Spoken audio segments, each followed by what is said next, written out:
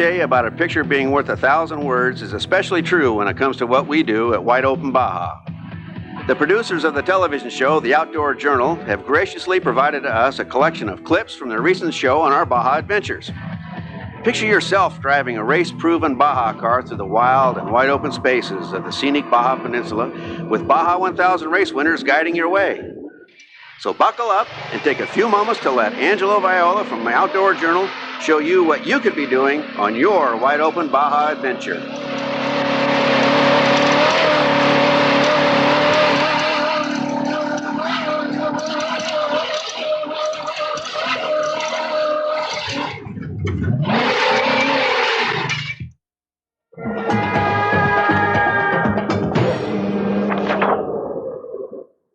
Things might seem a little quiet here right now, but I guarantee it's about to heat up, and I don't mean temperature. There's something that's lurking out there in the desert sand, something that'll get your heart pounding, your blood rushing, and adrenaline flowing. This seemingly quiet desert is home to the world-renowned Baja 1000.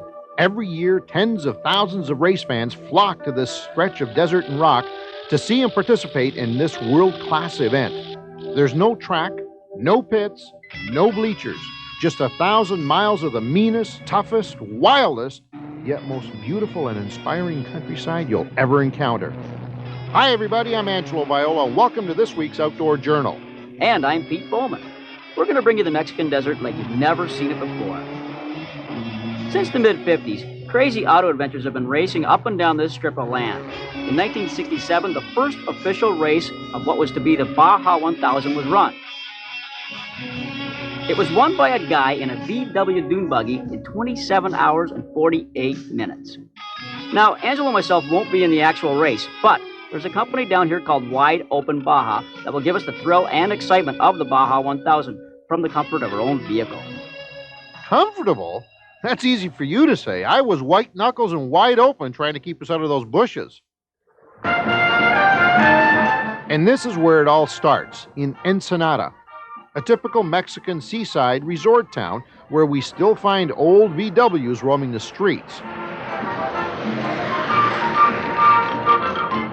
It's here we meet up with Todd Clement of Wide Open Baja. Todd, you have participated in the Baja 1000, correct? Sure, yeah. And 500 both? Or? Yes, I've won the 1,000 once, the 500 once. I'll tell you what, when I was 9 years old, I came to Baja and went to Ensenada, watched my uncle and Parnelli Jones and the likes of a few other guys like that take off the line. And about 18 hours later, when they returned into Ensenada, some of them in reverse, some of them with three wheels, I was hooked. That was it. I thought, these are heroes. I got a question for you. Go ahead. Ange is going to drive. He's I'm going to co-drive. That's what I've been told. Tell us what each person has to do. Well, the co-driver's in charge of all the controls of the car other than the shifter and the steering wheel and pedal. He's going to watch the gauges. He's going to look for signs that the terrain's going to change ahead. He's also going to do radio communication. He's going to make sure that the crew that's beyond the car, that's the one that's out on the road, making sure you guys get fuel at the next stop, making sure you have tires. Maybe you want something to drink. You're going to be that guy.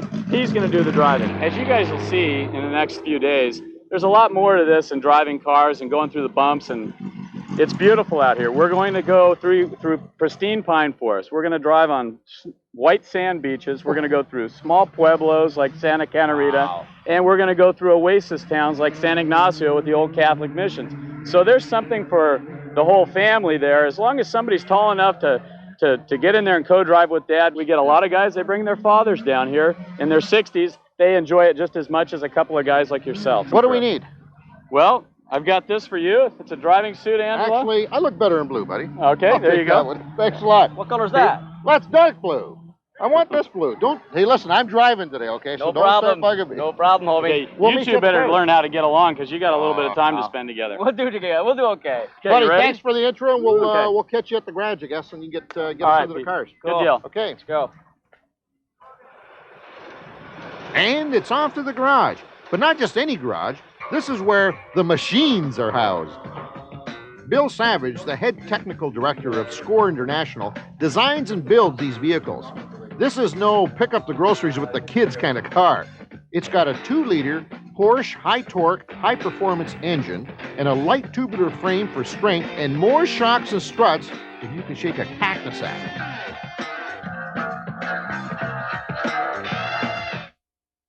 Welcome back to the little Mexican town of Ensenada, home to the Baja 1000, 500, and our very own wide open Baja. Our desert machines are ready and fueled up, but it's time to do a little fueling up ourselves. It's a good hearty breakfast and a chance to meet some of the other drivers.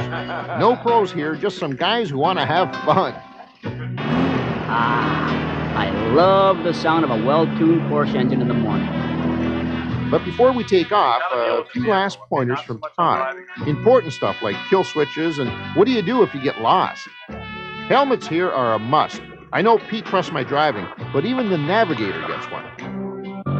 These handmade desert machines kind of look out of place traveling through the early morning dawn of Ensenada, but within a few minutes, we're off the beaten track and they come to life.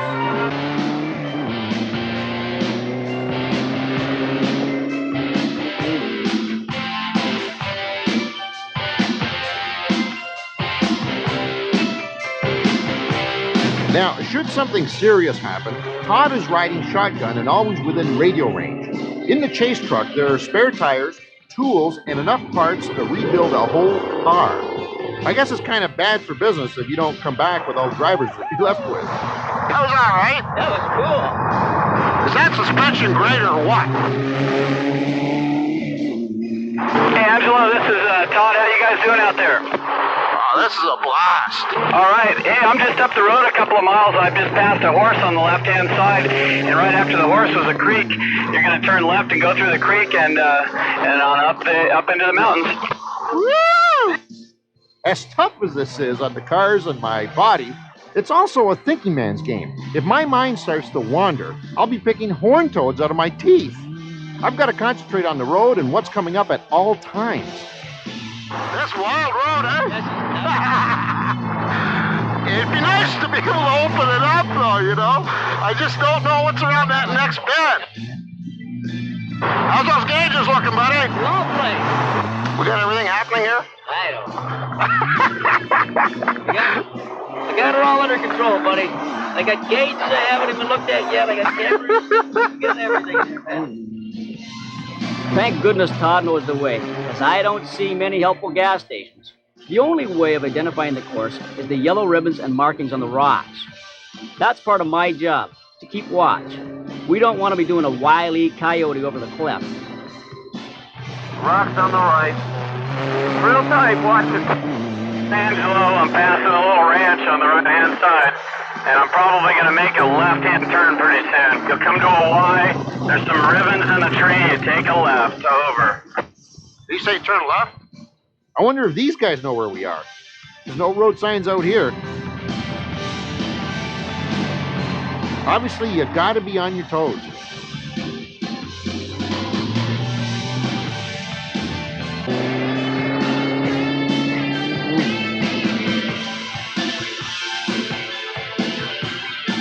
And so ends the first leg of our adventure. Believe it or not, we've only traveled 60 miles from Ensenada to Ojo Negros, and now we're on the lake shore at Laguna Hansen. Part of this adventure is how it brings total strangers together in such a short period of time. Up until a few hours ago, I didn't know any of these guys outside of Pete. You guys have, you've all gotten the seat under you a little bit, and you've got some road time. We can talk. I mean, I really like to get you guys out right in the cars. So now that we've done that, I think you guys are working really well on the radios. I've only had to talk a couple of times. Wink, wink. But you guys are taking good care of each other, and that's the communication's what's going to get us to San Felipe the fastest. So be aware that we're really driving for ourselves out here. This is it's not a wagon train. You guys are all a couple minutes apart. You're doing your own thing. Okay, have fun. Have fun? I guarantee it. If the next leg of this adventure is anything like the first, it's going to be a blast and a half. And off we go. Coming up, the whole world is one big passing lane on San Mateo's Wash. Welcome back to Baja, Mexico. We've just finished the first part of our cross-country tour of this Mexican peninsula.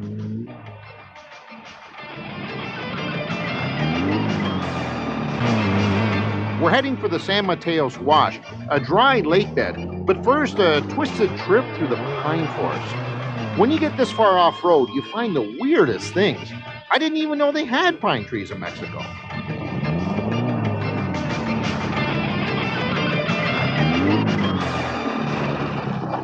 Throwing you into the middle of a bullfight because 100 yards up that road, all the way up through these rocks, you've got about 2-foot tall boulders to about 6-inch tall, and the buggies are going to use all their travel to crawl all the way out the backside of Mike's, and it goes up for about 2 or 3 miles like that. You won't believe the cars will go right up it, and that's an eye-opener. The guy who's driving this morning, if you had a preference to technical versus high speed, you'd want the technical guy. And wouldn't you know it, Todd saved the best, or I guess worst, depending on how you look at it, for the last. I thought I'd seen everything. If I can come out of this in one piece, I'll be a pretty happy camper. There's a creek down here at the bottom of Simpson's. We'll cross that and we'll get up into the valley to Trinidad. Ah, finally some open road. Time to open her up. Not bad, buddy, not bad. You got 3 cars coming at you guys. Very, very nice. That's driving now.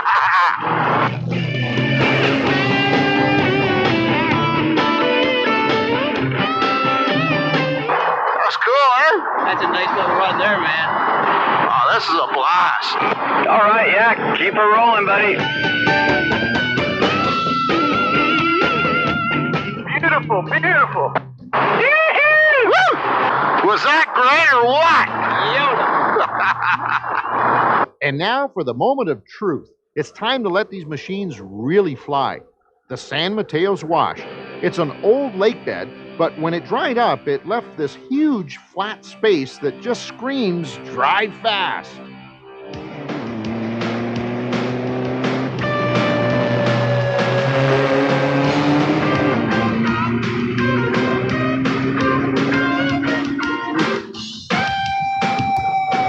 This is the place to do all of your passing.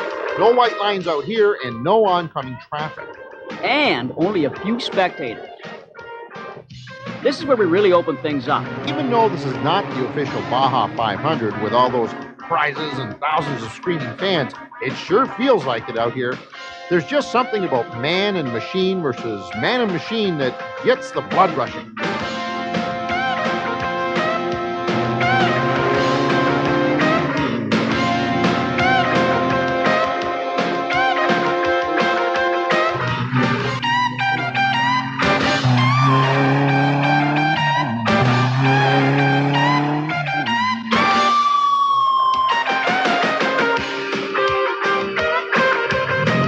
Back to the asphalt and time to head to the hotel in San Felipe.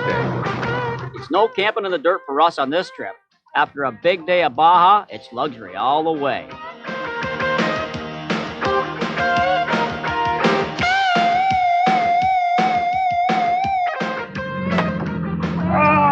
And now it would be cerveza time. Cerveza time for the boys. I think so. Holy cow. Okay, everyone, let's just jump in the water right now. Wow, what a day. What a day. That was awesome. Yeah. Which car did some work over here today? Just, I want you to see that. Well, Look at your car. Well, wait a minute. Hang Look on. at your car. If Look at you're this car. asking me who Yeah, was off the road Lon, you got a more nail than in your anybody tire. else, then I'm definitely going to agree with you. But if you're going to ask me which car made it through the course in front of everybody else and still maintained a certain sense of Balance. you know, then I'm going to point you to our vehicle. I'm gonna point you over. Nice job, buddy. That has got to be the wildest experience. I don't know what you guys, but Oh, man. I mean, Never right, experienced anything like absolutely that in my incredible. life. you know, we've done a lot of things, but that definitely.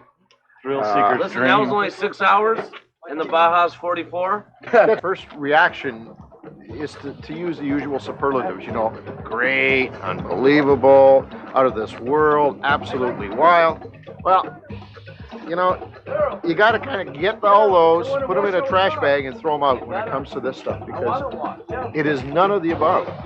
There is not a word yet that will describe the fun of sitting in one of these buggies for 6 or 8 hours through the Baja. I don't care what anybody, there is not a word for it.